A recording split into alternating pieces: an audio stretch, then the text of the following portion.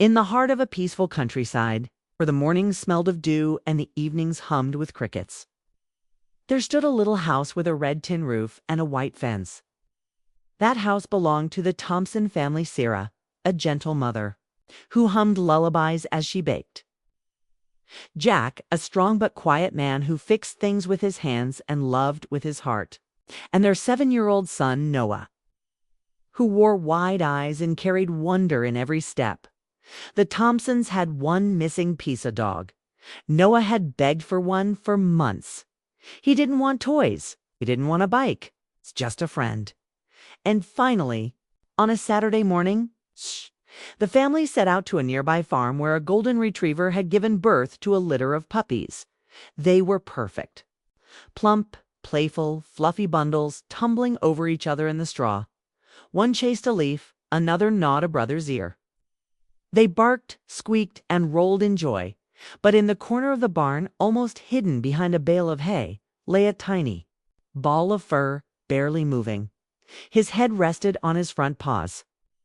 He didn't join the others. He didn't bark. He didn't even lift his eyes. "Who's that one?" Noah asked, tugging on Jack's sleeve. The farmer chuckled awkwardly. "Oh, that's the runt. Last one born. We're not sure he'll.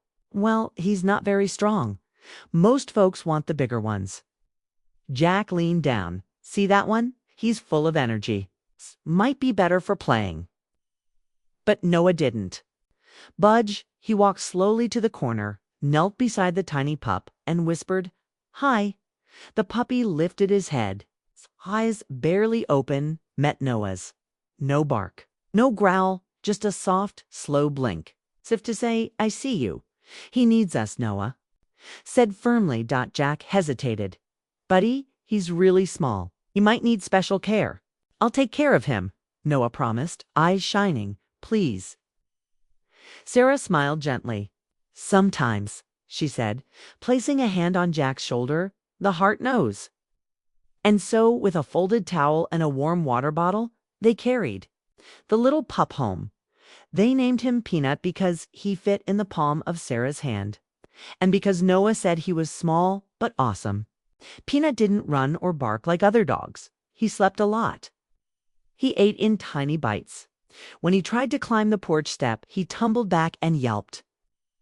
But every time Noah reached down, Peanut nuzzled his palm with his wet little nose and tried again. Their bond was instant and deep. Noah read him bedtime stories. Peanut curled into the crook of his arm. When Noah had bad dreams, Peanut would wake, crawl up, and press his head against Noah's chest like a heartbeat whisperer. And when Noah cried after scraping his knee or losing a toy, Peanut would lick his hand gently and whine as if to say, "I'm here." Neighbors would chuckle when they passed. "That little thing, your guard dog. He's more mouse than mutt.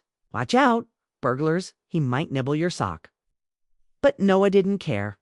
Neither did Peanut, because every night, when the world grew quiet and stars blinked in the sky, a boy and his dog would lie side by side, their breathing in perfect rhythm. And though one was small and the other still growing, their hearts beat. Like one. Jack once said, "He may not be much of a protector."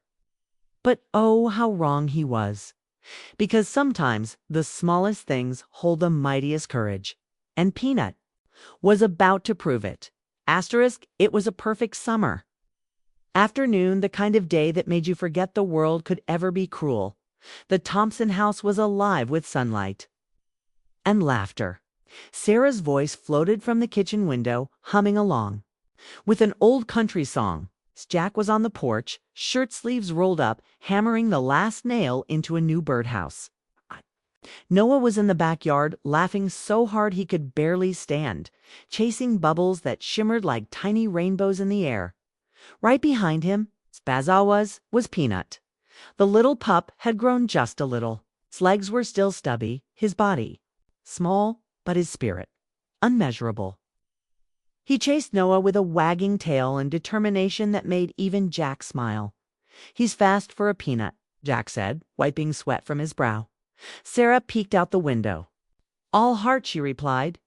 Peanut darted across the lawn, leaping at Bubbles, barking with joy. He wasn't trying to catch them, just wanted to be part of the moment. Then, like kids do, Noah lost interest in Bubbles and decided to race his toy truck. He zoomed it across the grass right toward the edge of the yard where the neatly trimmed lawn faded into tall, untamed brush. The Thompsons lived near the edge of a thick woodland.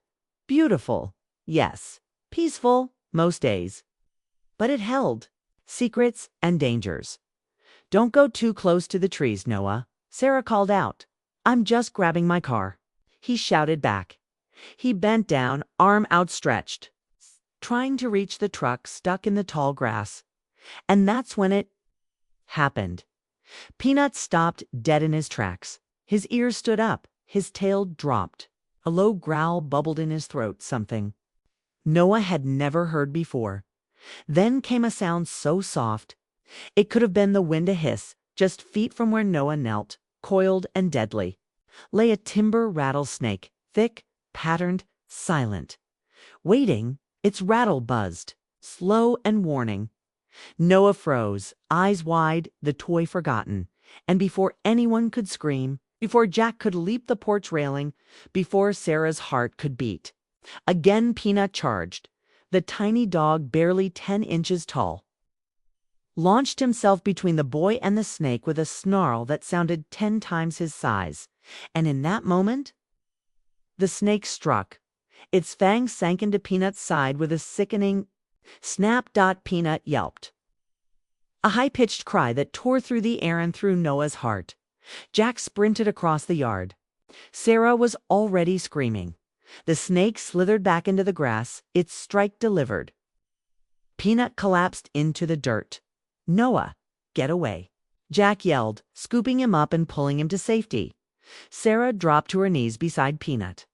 His little body trembled. His eyes blinked slowly, tried to lift his head, tried to wag his tail, but he could in single quotes. Tight. Jack arrived beside her, his voice cracking. "We've got to move now." Sarah gently lifted Peanut, wrapping him in Noah's bubble-streaked t-shirt. The pup's breathing was shallow, raspy. Noah clung to Jack, tears running freely. "He saved me. He saved me." Jack couldn't find the words. He just nodded, holding his son close.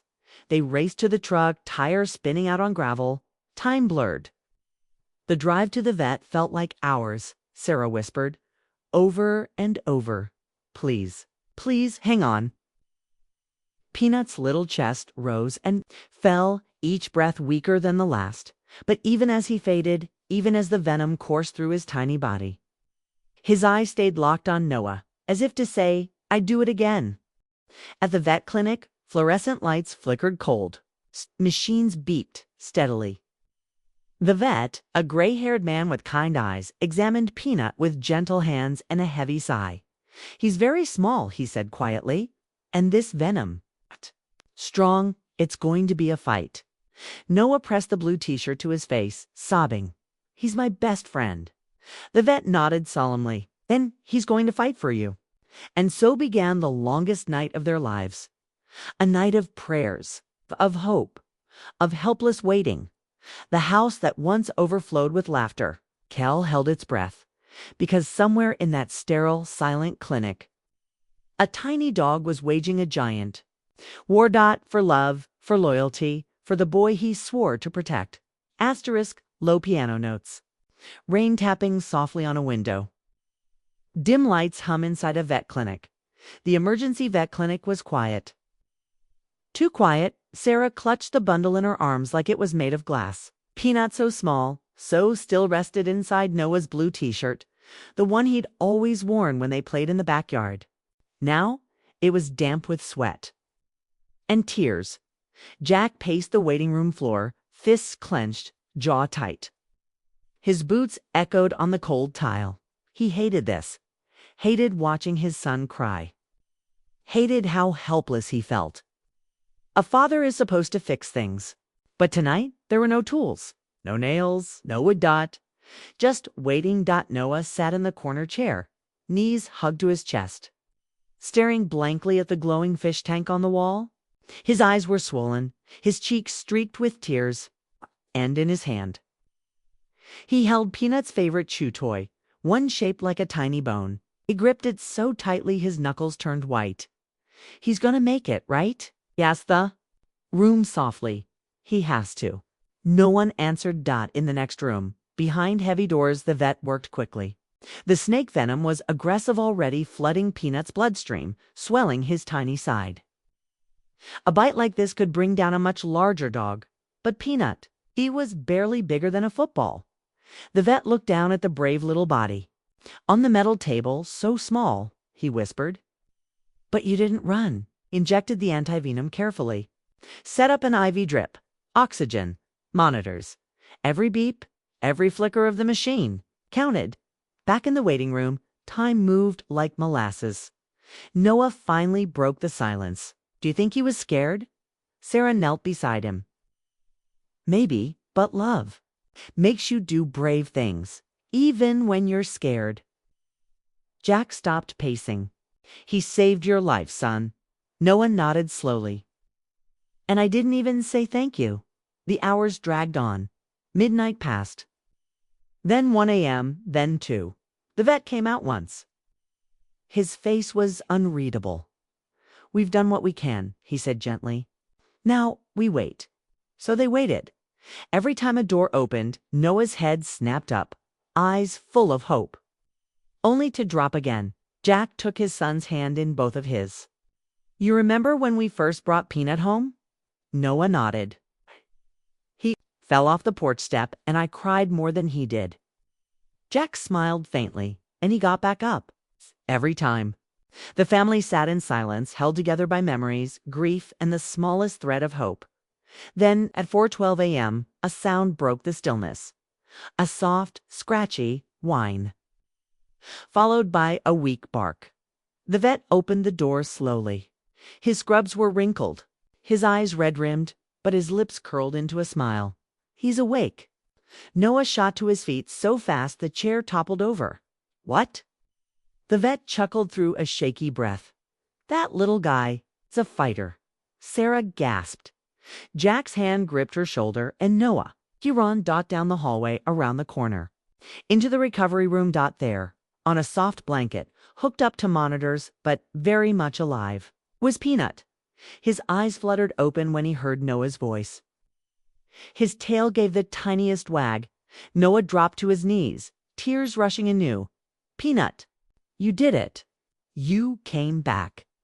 Peanut licked his fingers, slow, tired, but full of love.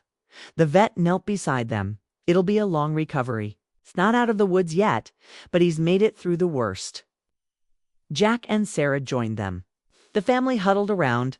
The brave little pup who had stopped a deadly snake with nothing but his heart. And in that moment, surrounded by beeping monitors, blinking lights. And dawn's first golden rays, Noah whispered into Peanut's ear, "You're my hero, forever." Asterisk soft. Hopeful piano plays. Morning sun breaks over a sleepy countryside. The sunrise had never looked so beautiful. Golden light spilled over the fields as the Thompsons carried Peanut, trapped gently in Noah's arms, out of the vet clinic and into the truck.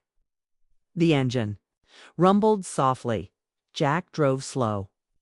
No one was in a rush now, because the little dog who had faced down death was coming home. His eyes were still tired, his body bandaged and bruised.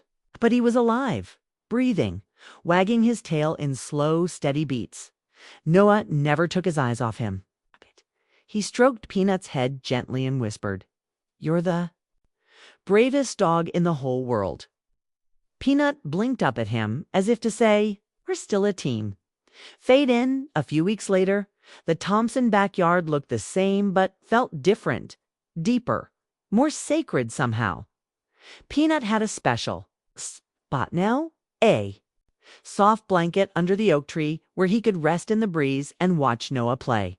He couldn't run just yet, but his eyes followed every move. And every time Noah looked back, there he was, watching, guarding, smiling. Neighbors came by with casseroles and flowers, some with dog treats, some just to meet the miracle pup. A little hero, said old Mrs. Barnes from next door. Jack finally smiled without a lump in his throat. He's family. Sarah posted the story online, how Peanut saved Noah from the rattlesnake. The post went viral. Thousands shared it, commented, cried. People across the country sent letters, toys, even little medals. But Peanut didn't care about fame. He only cared about Noah. One quiet evening. After dinner, Noah and Peanut lay side by side under the stars. Noah pointed at the sky. "That one looks like you," he giggled. A tiny body and big ears. Peanut gave a sleepy wag. "I was scared, you know," Noah said softly.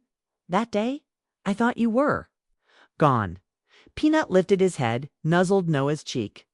"I love you, Noah," whispered Dot, and in the gentle silence of the countryside, Peanut let out a low, happy sigh and fell asleep in his best friend's arms. Montage fades in with warm music. Peanut learning to walk again, wobbly but determined Noah cheering him on with every tiny step, Sarah knitting a tiny red vest, that red hero. Jack building a wooden plaque for the yard. Peanut's tree, a place of courage life. Returned to normal, but it was never just normal again, because everyone now saw Peanut not just as a pup, but as a symbol of love without fear. 1 year later, the town hosted its first Animal Hero Day. Kids dressed as their pets. Booths gave out treats and ribbons. And in the center of the park, under a white tent, stood Noah with Peanut in his arms and a medal around the pup's tiny neck. The mayor smiled. This little dog reminded us all that courage doesn't come from size, but from heart. Applause, cheers. Some tears. Noah leaned into the mic, voice small but strong. He didn't do it for awards. He didn't even think. It just saw danger coming for me, and he ran toward it. That's love. It's what real heroes do. Peanut barked once just loud enough to make everyone laugh. And in that moment, he wasn't just the runt of a forgotten litter. He was a legend. Slow fade out. Warm music continues. Peanut lived many more happy years. He never got very big butt. He didn't need to. His heart had already proven it was bigger than any danger. And Noah, he never stopped telling the story. At school, at campfires, to his own children someday, because when you're saved by love, you don't forget it.